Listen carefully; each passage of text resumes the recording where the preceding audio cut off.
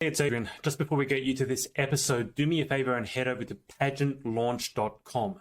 We are starting the world's first dedicated pageant review site to make the pageant industry safe, transparent, and fair. Three things that I know it is most of the time, but it's not like that all of the time. So head over to pageantlaunch.com, enter your email address, it's completely free, and let's get you to this episode.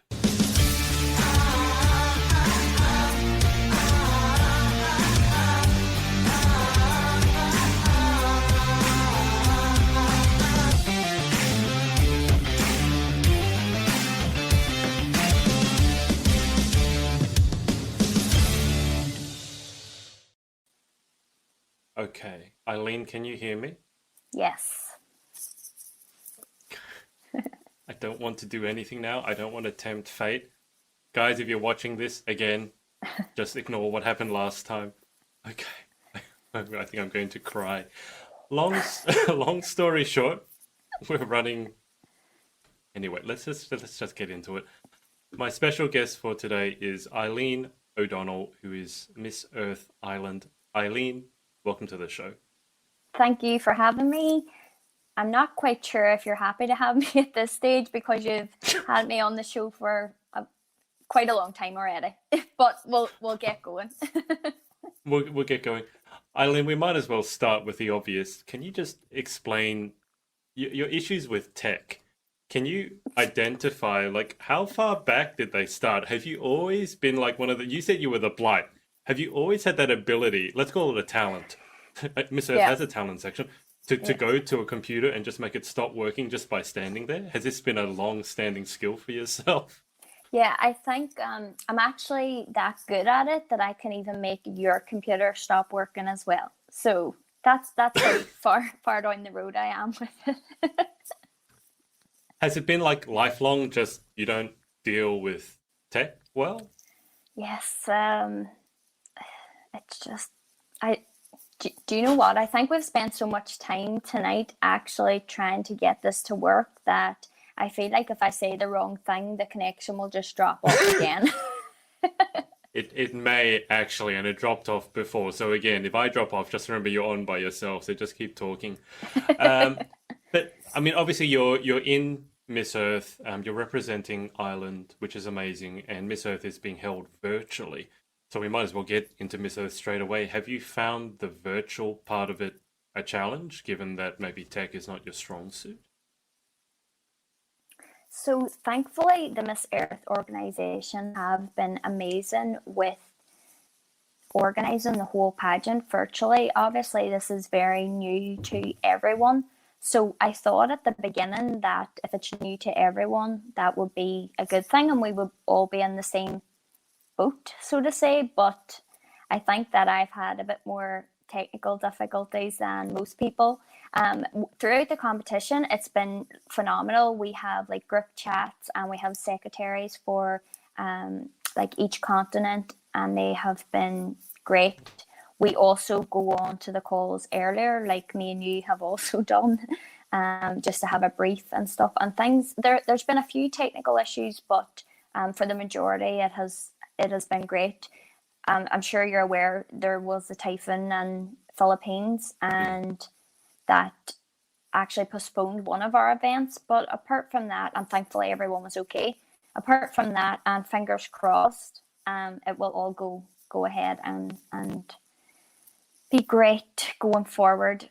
Thank God I don't have any input in I just have to actually log on, and normally it works okay, but tonight was another story. So can you give people, because a lot of people watching this would have competed in a pageant, but it would have been a pre-pandemic pageant, so obviously in person, the usual stuff. How has it for you been different? Like what's been involved with a virtual pageant? Because I've seen from Miss Earth, there's, for example, I told you just before we went live, I was part of the press sort of gathering a couple of days ago, yesterday, I don't even remember. And then I've seen a lot of content, like you guys have produced a lot of videos, for example, and they keep releasing them. So how involved has it been? What's been involved from your side to actually participate in the pageant? So I think that a lot of the delegates were actually elected earlier in the year and have had, most of them have had quite some time to get to grips with the fact that the pageant will be virtual because of the pandemic. I was only elected on the 17th of October, so it has been non-stop ever since. And as you know, I'm not very good with technology, so the thought was a bit daunting at the beginning. And like any international pageant, I'm sure a lot of the girls will know that are watching. Normally, if you're elected to compete internationally, you'll get like a ton of emails and a ton of information that you have time to go through. Whereas for me, because I actually was elected right when the competition was starting, they were actually doing the meet and greet that day. So that's obviously why I wasn't on the meet and greet. So I had a lot of information to take in and a lot of things to get in place pretty quickly. But it was one of those opportunities where I could have turned it down and not took the opportunity because there was so much work, or I could do what I've done and grabbed it with both hands and done the best that I possibly can. And that's what I feel like I am doing right now. I think in total there was around 16 videos that we had to record, pre-recorded for the pre-pageant events and the final. And obviously during a pandemic, that's quite difficult. So we just had to, I had obviously a great team around me. We've been in and out of different lockdowns, so it's doing stuff by myself when we're in lockdown, and when we're not in lockdown, I was able to get help, and it's just been a whirlwind. But one of those experiences that I will hold with me forever, and hopefully will be able to look back on and think was a phenomenal experience. Right now, things are going so quickly that it's hard to take it all in, but I love when you can just look back on an experience and just really see it for what it was then. Was there any particular reason that you decided, because you, as you mentioned, you sort of got the call at the last minute with just like, well, I mean, you got the call mid-October, it's only mid-November now. Was there any reason that you decided to particularly take this challenge on rather than maybe passing over it until next year or another pageant? Like, obviously it's Miss Earth, so the advocacy is environmental. Was that part of your decision, part of the reason for your decision to actually jump on with both hands? Yes, definitely. I think during the pandemic, just as I mentioned, it would have been the easiest option to say no. This opportunity, it's not the right time. But I think it was one of those things where you have two paths and you have to decide either you're going to go down the path or you can give the opportunity to someone else. That's even if someone else would have taken it at this stage. But I feel like I'm a strong believer in everything happens for a reason. I feel like it was a great time for me that this opportunity came up. We're going through a pandemic, so what better time to be able to promote environmental awareness? And I think just in general, everyone needs some kind of uplifting and positivity at the moment. So it was great not only for me and my mental health, but again for everyone watching at home. And I feel like Miss Earth have really paved the way for the virtual competition. As I had mentioned, it has run so well, and the whole Miss Earth organisation should be so proud of it. And although at some stage we will go back to pageants being in person, which we'll all love, I feel like the element of online pageantry won't just go away. I feel like we will use the platform more now, and that can only be a good thing. Yeah, I think you're exactly right. And I don't think it's just pageantry. I think during the pandemic, there's a lot of industries that have realized they can do a lot of stuff virtually. And environmentally, for one thing, because if there's less travel, then there's less impact on the environment. Now, with Miss Earth, obviously the advocacy that you have is a very strong component of it. So, can you tell the audience what your advocacy is and what led you to choose that particular advocacy? Yeah, of course. So for me, I'll start off by my actual advocacy, which focuses on waste. And I've come up with an acronym for the word waste based on the competition being Miss Earth. And the acronym Hmm. for the word waste is We All Should Treasure Earth, which I feel Nice. is a great play on the word because it's nice and light-hearted and it's something easy to remember. Now, don't get me wrong, there was a few options. There was a lot of brainstorming went on to come up with that. It wasn't just out of the blue. But we'll not go Sure. into that. That was definitely the best one. Um, but as I say, I decided to focus on waste because, especially because of the pandemic, there is, I feel like the only the sorry, not the only way. I feel like right now, because of the pandemic, we are producing more waste because, as you say, although we are working from home, well, a lot of people are working from home, and we Mm. are not traveling as much. We are possibly buying more. Now, for me, I've definitely not been shopping online. It's just not something that I've been doing at the moment. I work in a mental health facility, so I'm still actually going out to work, and things have been crazy. So for me, it hasn't been about Mm. shopping online, but I know for a lot of people it is, and Yeah. it's the only thing that Yeah. they're finding is bringing them enjoyment and so on and so forth. But in general, waste produces 2.01 billion tonnes annually. And the world produces, sorry, and there, over 33% of that is not managed in an environmentally safe manner. And we need to start looking at why that is. And with plastics, especially single use plastics, less than 10% of those are actually um, reusable and actually Mm. recycled. Do you know, we're using single use plastics over 90% of them, and we need to look at alternatives and what we can use instead. So again, that one of the main reasons is because we do produce so much waste, and I think that we need to look at that. Ireland, especially, I had mentioned in some of my Miss Earth chats that during times of economic growth and recession, we are having issues with littering and fly tipping. It's not down to one thing, and it's something that we need to look at, especially because Ireland is estimated to grow. We also have a lot of tourists. We Mhm. actually have like over double the amount of tourists come to Ireland compared to our actual residents. So we need to Oh, wow. be thinking for the future, and I think that it's just important that we focus on waste right now. Again, there's a lot of different options that I could have chose, but I've always been interested in recycling and waste management. So for me, it was definitely a good option to advocate for that.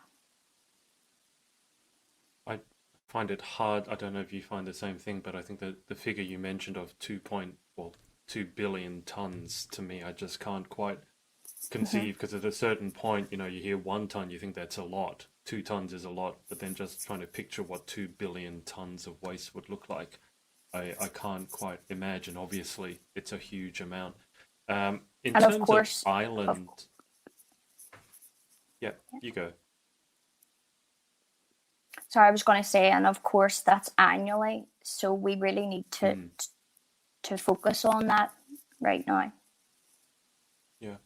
Uh, in terms of Ireland and the environment specifically, how do you feel in general that Ireland is doing compared to the rest of the world? And I say this, I mean, Australia adopted recycling, for example, pretty early on, but in terms of reducing carbon emissions, for example, we're probably further behind than we should be. Same you could say for America. But in terms of Ireland, do you feel that Ireland is sort of a leader in terms of environment and being green, or is there a bit of catch up to do, or is it somewhere in the middle? Okay, so last year we actually recycled more than we've ever recycled. So I do feel like we are on the right path. I would love, and my hopes for Ireland is that we would be able to lead the way with recycling efforts and waste management within Europe. And I do think that even locally right now that is happening. For example, I've actually just got a few things here to show you. So this was sent to me. I don't know if you can see it there. This was actually dropped in my letterbox recently, and it's just an indoor recyclable bag, and it was sent out from the council. So they are putting projects in place that are helping the local community, and I feel that it's not that we only need the support of the council, but I feel like when there's people that are ignorant towards recycling and waste management, that if the council are putting investment into this and backing the ideas, that it will help people that don't actually know enough about it. As I had mentioned earlier, there is definitely people that would want to do more, but are just ignorant to it. They're not in a position where they know enough information about it, and I don't think that that's anyone's particular fault. You know, I don't think it's the actual individual people of society. I don't think it's their fault, but I think that if we know, if I've learned anything from this experience, is that we need to do as much as we can and help educate and raise awareness to anyone and everyone that we can, whether that's young children or adults. Is the again here in Australia, I know that the kids learn a lot about recycling. In school, for example, they might even take on environmental projects. They might grow a garden. They certainly are taught about what recycling is and that it's a good thing. And we have, actually right now the garbage bin is collecting our recycling bins. So we have one smaller bin for the non-recyclable waste, then a separate one for paper and cardboard, a separate one for kind of the plastics and glass, and then another separate one for green, like leaves and trees and compost and things like that. Do you feel that the education system in Ireland, because you mentioned that not enough people know about recycling, do you feel that the education system is doing enough to educate the younger generation coming up in terms of how important all the recycling is? Well, I can take from the experience of when I was at school, there was definitely a focus on it. And I wouldn't be completely sure with the youngest generation now how much that has increased. It is something I would definitely like to look into to find out more about. But I think that it also starts at home. And if as adults we are educated, then regardless of the school systems actually teaching, then we can at home. And that doesn't have to just be a parent. It can be a guardian or an aunt, an uncle, a cousin, a friend. But yeah, as I had said, definitely the schools should be educating the pupils, and I think there needs to be more emphasis on that, because we have so many classes throughout school and growing up, and I know when I was at school we learned a lot about what skills and qualities you needed to go into everyday life and your career.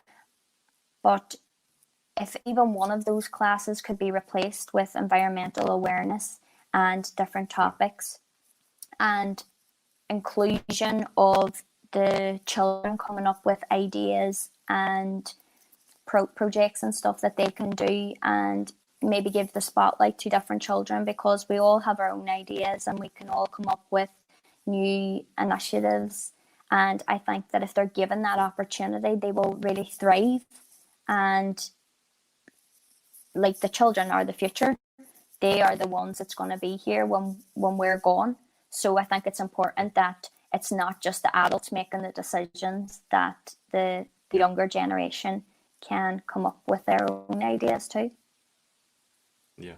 As I said, I was on the Miss Earth press conference a day or so ago. As I said, I can't remember when it was, but one of the press members did ask about projects that children could do, and a few of the delegates pointed out that children often are much more creative when it comes to those sorts of projects and come up with different ideas than us grown-ups do. So I absolutely take your point that getting the young ones involved is super important.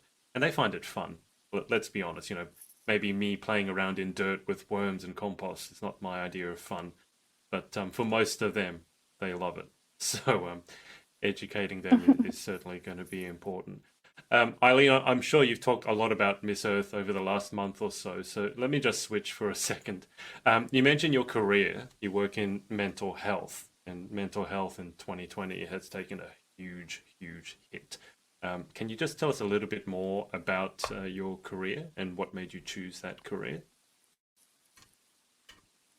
Yeah, of course. So when I was at university, I actually studied business with accounting. And at the time when I was completing my degree, I was always very much interested in nursing. Nursing was something that I had always wanted to do, but again, trusting in the timing of your life and everything happens for a reason. I think that at that time I decided to sit for another degree. I feel like it was really important for me to complete the Bachelor of Science in Business with Accounting because it's got me to where I am today, and the company that I work with, I actually got on through that avenue and then have been able to branch out to where I am now. So as I mentioned, I work in a mental health facility, and I don't know if you know this, but I mentioned on some of the Miss Earth chats that I am interested in going back to university, hopefully next year, to study nursing, because as I mentioned, it has always been a passion for me. Mental health is such a huge topic now that wasn't really talked about when I was younger. There was pieces of information here and there, but it was nowhere near talked about the way it is now. And I think that is only a good thing. Where I live, we have a mental health crisis, and I think it's something that needs attention, needs funding, and something that we should work on. So I want to go back to university to do nursing and hopefully study. There's two types of nursing in the university that's in my town, so you can do general or mental health. So I'm still deciding exactly which one to do, because if you do general, you can branch out into mental health at a later stage, whereas if you start off with mental health, it's a bit more difficult to go the other way.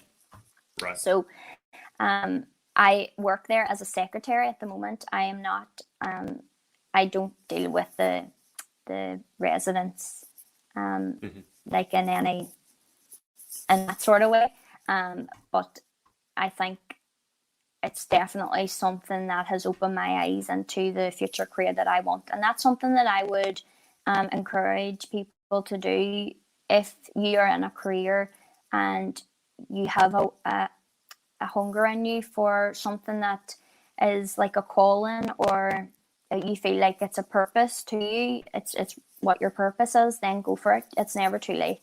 That's what I would say. I believe you're from Derry. Is that correct? Yes. I'm actually friends with Chloe, who would be the co-host.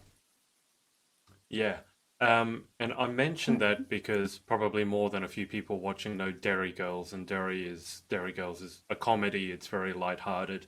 But speaking to Chloe, she was mentioning, and you mentioned this as well, the mental health crisis that Derry for some reason is going through. And I think she mentioned, was it the Foyle? There's a river or something, and there's an organization that's purpose literally is, it's boggled my mind, to retrieve the bodies of people who had jumped off the bridge. And Nadia Sayers, who's competing in Miss Universe Ireland, just put up a post the other day about a young man who had jumped off a bridge and killed himself. And when I say young man, it really was a boy. He looked all of 18. Can you just, Hmm. is there any indication as to why that there's such a mental health crisis, particularly in Ireland and specifically Derry? I think that is the question that everyone wants answered. It is something that definitely needs attention now, and for many years, people have been campaigning for more facilities here. It's something that I hope we get in place. Don't get me wrong, we have facilities that are in place at the moment, Mm, but they're not funded appropriately, and there's not enough emphasis on the hard work that they do for the people of the city. So it's a difficult question. I don't think there's any one specific thing. There's a lot of different issues that people obviously can go through, and we all experience issues with mental health, but I don't yeah. know if it's I don't know if we could really drill down to one thing. Yeah, I think that that's fair enough. I mean, mental health is a complicated issue at the best of times. It's just when I saw I mean, a lot of the world is struggling with mental health, particularly in Mm-hmm. 2020. But just to know that it's so bad that there's an actual organization whose job is not to save people but to recover the bodies, that was pretty jarring, even for me, as I've worked in mental health, and to hear that, that was like, wow, that's not a good thing.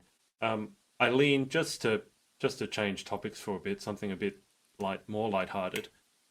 What do you what do you do for fun or to relax? I don't know if you've had much spare time over the last month or so, but if you have spare time, what do you like to do during it? And hopefully it has nothing to do with computers or tech. I'm going to imagine it's got nothing to do with it. But what do you do in your spare time?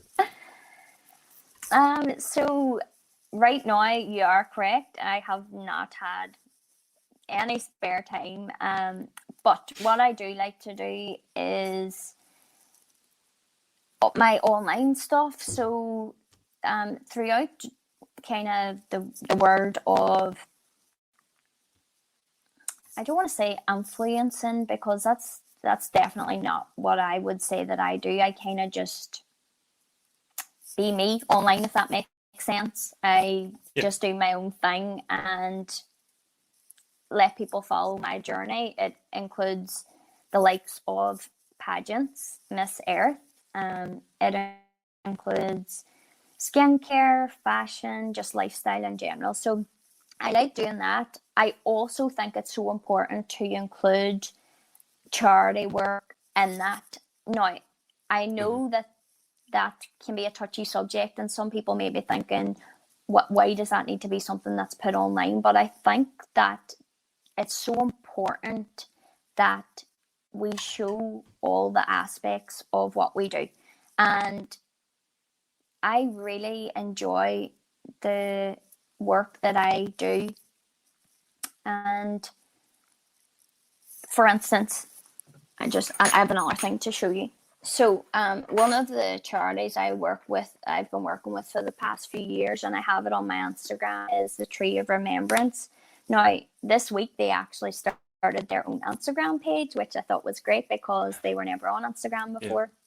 But I've been working with them for a few years, and what the Tree of Remembrance is it's located in Derry, and it's a tree that is put up in the local town around Christmas time, around the month of December. Now, I'm hoping that there will be something this year. I'm not quite sure how they're going to do it, but I know they'll manage something. So what happens is people can attend the Tree of Remembrance and write on yellow ribbons for a loved one who has passed away, and they place that on the tree. And there be thousands of yellow ribbons come Christmas Eve. And then what they Oh do wow. is they take all the yellow ribbons and they complete a mass to remember all of the people that can no longer be with us. And I just think it's one of the most heartwarming and rewarding things to be part of. And I'm so glad that I'm part of it. And I think, why not share that with everyone? It's not for anyone to praise that it's something that's done. It's to raise awareness that that is something that goes on in the city. And a lot of people actually had mentioned to me after that they had passed the tree so many times and they had seen the yellow ribbons and they thought that it was just decorations and they weren't actually sure what it was until it was pointed out to them through online. Now, obviously, it's not just me. There's a lot of people do it, but it's not just there, obviously, for the yellow ribbons to be placed on. There is a purpose to it. And you can make a donation, or you don't have to make a donation, but you can make a donation when you're there for different charities. And the charities are like local charities. And one of them is actually called the Foyle Food Bank.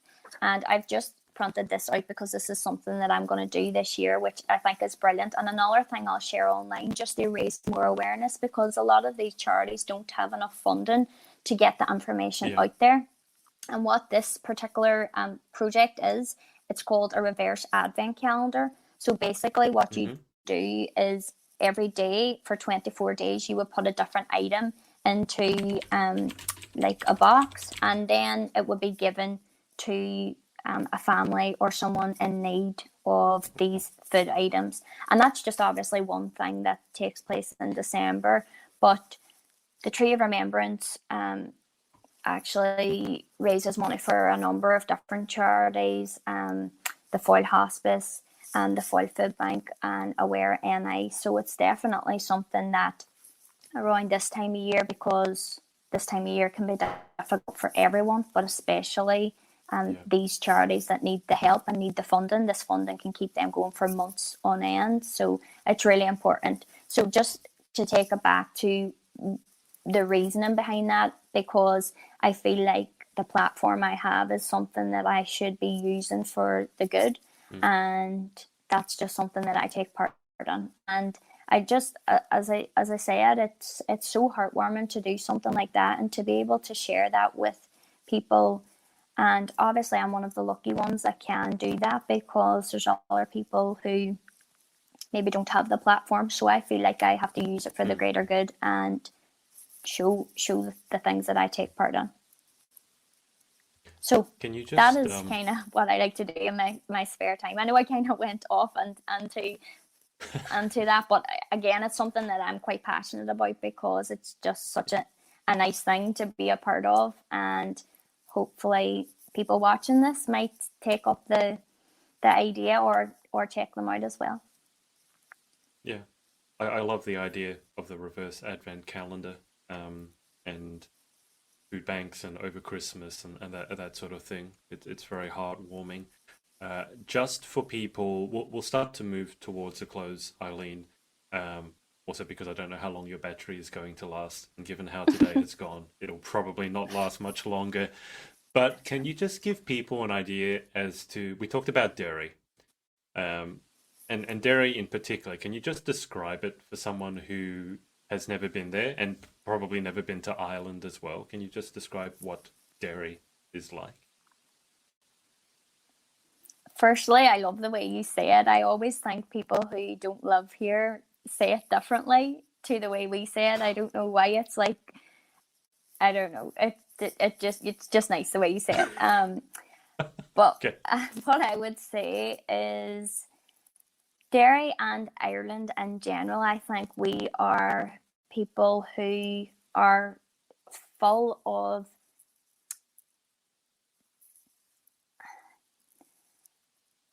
I want to say gratitude, but I think I'm not exactly sure what's the best way to put this. I feel like we are so grateful in the sense that we will take anybody at face value, and we will welcome anyone here. We welcome people into our home as if we've known them our whole lives. Now, I know some people will think that that's crazy and scary, but that's just not the way things are here. Do you know, we want to see people succeed. We want to see people do well. And I think it's important that people know that about us. They know that about Ireland, and they come and visit us. They see exactly what it's like. You know, we have beautiful people with beautiful scenery, and you will feel at home here.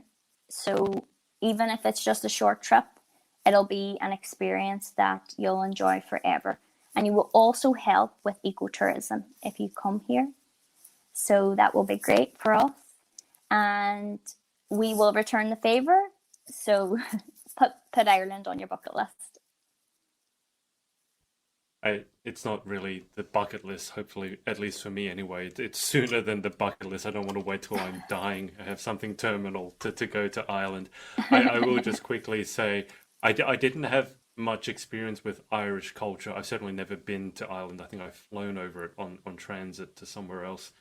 But last year for St. Patrick's Day, I have a good Irish friend, and I went to a large Patrick's Day event here in Sydney. And I don't know if you know, but there's a massive, massive Irish community in Sydney, and there was free-flowing Guinness. Let's just put that out there. And there was a lot of singing, a lot of clapping, and we were all standing up for something. I can't remember what it was. I think someone was giving a performance, and then there was a large Irish man behind me who grabbed my hand and forced me to start, clapping and cheering. And then when I put my hands down, he grabbed my arms again and said, "You have to keep going. You have to keep going." I did, but I felt completely safe. It's a thing. I describe Irish people as being aggressively friendly. I don't know if that quite, if you know what I mean by that, but they will make sure, like, you have to be having a good time. They won't let you not have a good time. So I think that's why it's so difficult. I think that's why it's so difficult to describe us, because I feel like being Irish is more of a feeling than a description. And if you're Irish, I think you just it's just within you. Yeah, I think that's actually that's correct. It's more, sometimes you have words in languages that you don't actually have in other languages. I think it's Finnish or Danish have this word that's, I don't even know how to pronounce it, but it's spelled Hygge, and apparently means like the feeling you get when you're with good friends around the fire. And there's no word for that in English. So maybe there is a word for the Irish feeling in another language, just not in English. But Eileen, just before we get to the final 10 questions, shout outs. Is there anyone that you'd like to give a shout out to or say thank you to for supporting you along your journey, pageantry and otherwise?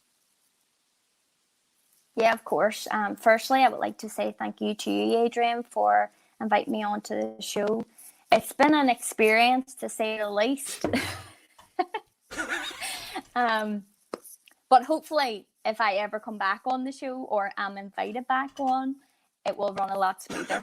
I would also like to say thank you to the Miss Earth organisation and the whole team for their dedication and hard work behind the virtual pageant. I would like to say thanks to the team that I've had here, which includes Blush and Glow makeup, Sass and Halo, which made my crown for my national costume, and a big thank you to Ghost Productions, who helped me with my video footage. I'd also like to say thanks to my coach, Romeo, who has been a great help throughout the Miss Earth pageant, and all of the fans of the whole Miss Earth organisation, not just for supporting me, but for supporting the other Eco Angels and the Beauty for a Cause and the whole environmental awareness revolution, should we say. So I'd just like to say a big thank you to all of the Miss Earth organisation fans and team. Let's see if we can get fancy for a second. I know you're on your phone, but can you just describe this for us? This is obviously yourself. Can you describe the significance and what went into creating the costume? Of course. So the background behind the national costume actually come from the traditional Irish hymn Lady of Knock, and specifically the line Golden Rose, Queen of Ireland. So I'm not sure if you can see from the photograph, but there's actually golden roses and leaves to represent the earth in the crown. And this was basically a tribute to my grandmother who passed away in June, because her favourite song was Lady of Knock. And I took inspiration from that. She was also one of the main reasons why I took this opportunity, because with her passing, it let me see that life's too short. We need to take all the opportunities that we can get. So I feel like this is a dedication to her, and it's something that I'll always be proud of. As you can see from the suit as well, it has roses on it, and the earrings, which you can't see from the photograph, are gold circle earrings, and they are to represent that we must have continuous efforts for environmental awareness and being accountable for our actions and raising awareness on waste management. I love that there's so much thought that's gone into it, that because you can't get the story just by looking at it, obviously. So that's an amazing costume. How long did it take to come together? I mean, you only got into the pageant, like as you said, middle October, so this must have been done quite quickly. It was done super quick, and I think the great thing for me was that I actually sung Lady of Knock as my talent in the Miss Earth organisation, and that's where I got the inspiration from my grandmother. And it just all tied together. For me, it was just something that I didn't even have to think about. When I thought about the national costume, it didn't come to mind to do a traditional costume. I wanted to incorporate Golden Rose, Queen of Ireland, because I thought it was just so significant, and I thought it was a great idea. And you are right, people do need to know the story behind it to understand it. And I hope that by explaining that, people can see the reason why I've decided to go with this costume. Yeah, it's amazing. It really stands out. Okay, well, I'll remove that for just a second. Eileen, let's go towards a close. So I always wrap up my interviews with the same 10 questions. It's not a speed round. You can take as long as you want. You can do them as quickly as you want. And you don't need to explain your answers unless you want to. Yep, 10 questions. All right. And they're random questions as well. They're probably not very pageant test questions, so have a bit of fun. First question, okay. What is your favorite word? Happiness. That doesn't surprise me at all. That sounds right on point. And these questions come in pairs for the most part. So question 2 is, what is your least favorite word? I think my least favorite word, do you say bad words in Australia? Do you say bad words? That's what we call it here. I'm not sure if that's like an international curse thing. Words? Yeah, so curse words. So words that I'm Australian. Say. Yeah. There's a lot of curse words. There's a lot of words, let's say, that I don't say on these interviews. There's a few specifics that I really don't like, but any curse words or bad words. Fair enough. Question 3. In life, what gets you excited? What turns you on? What gets me excited, I think, seeing people succeed and just do well for themselves. I think there's nothing better than seeing someone who's worked hard for something and then reaping the rewards from that. So I think, and helping people as well. I think you'll always have gratitude from helping people. And that was what turns you on. So question 4, what turns you off? Probably a lot of things, but the main one would be just not being kind, hateful and hurtful words. What sound or noise do you love?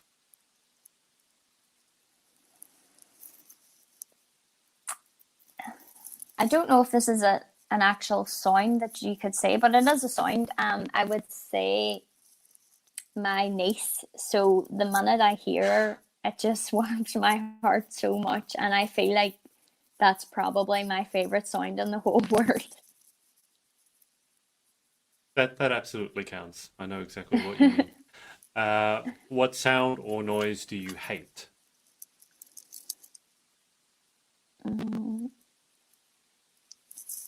I think does anyone like the sound of the alarm? I don't know. Any kind of alarm or any kind of like ambulance or fire engine. I think that just makes anybody uneasy and not a nice feeling. So probably that. Okay, that makes sense. Question 7. If you could have any one superpower, what would you pick and why? I think if I could have a superpower, I would love to have the ability to go back in time.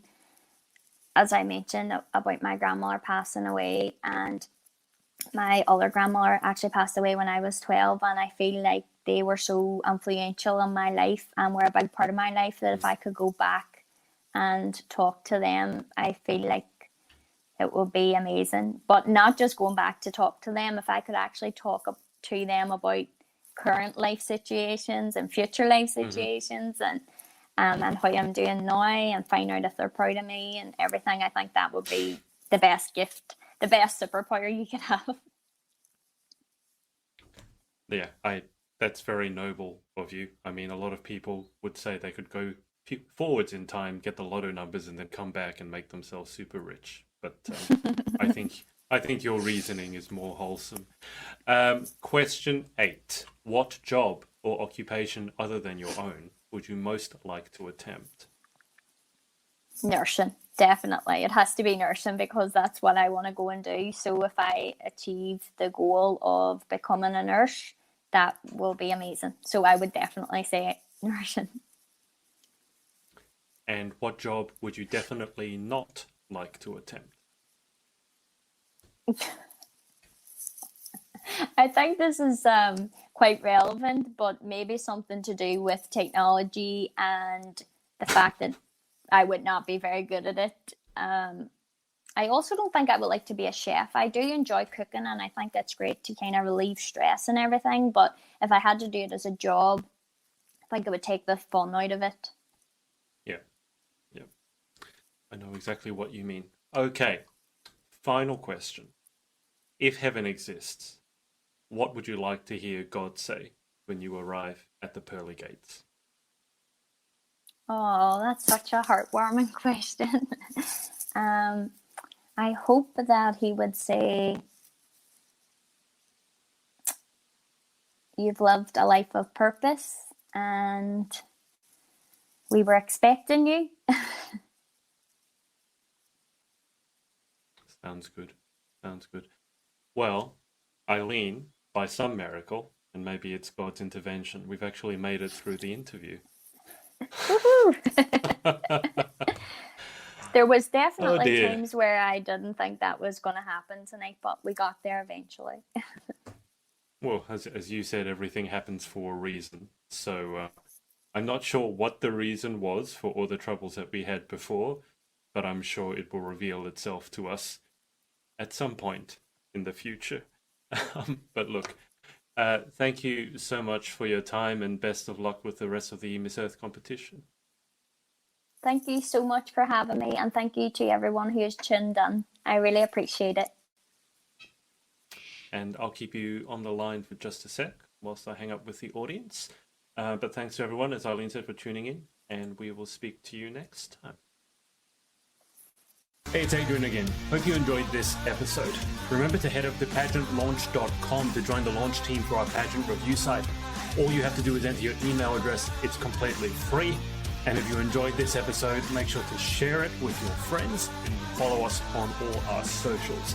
Thanks, and see you next time.